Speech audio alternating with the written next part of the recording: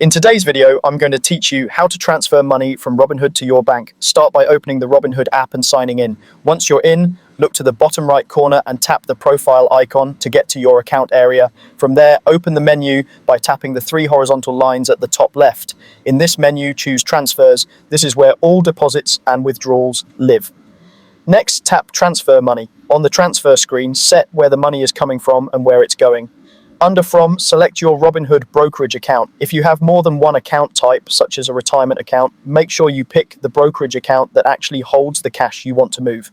Under To, choose your linked bank account. If you haven't linked a bank yet, tap Add Bank Account and follow the prompts. Linking usually takes just a minute, and Robinhood may ask you to sign in to your bank to verify ownership.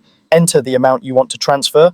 It's a good idea to double check that you have enough settled cash available, since unsettled funds from recent sales may delay a withdrawal.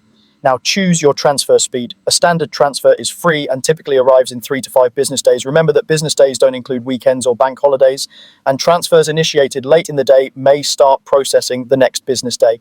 If you're eligible and need the money sooner, you can choose an instant transfer. This moves the funds faster and may include a fee depending on your bank and the amount. Tap Review to look over the details. Confirm the From and To accounts, the amount and the speed. This is your final chance to catch typos or make changes before it's sent. When everything looks right, tap Transfer to confirm. You'll see a confirmation screen letting you know the transfer is in progress. You'll also get an in-app notification, and the transfer will appear in your history with a status update as it moves along. If something looks off after you submit, act quickly. There's often a brief window where a pending transfer can be modified or cancelled depending on processing status. Otherwise, just let it process and watch for the funds to land in your bank.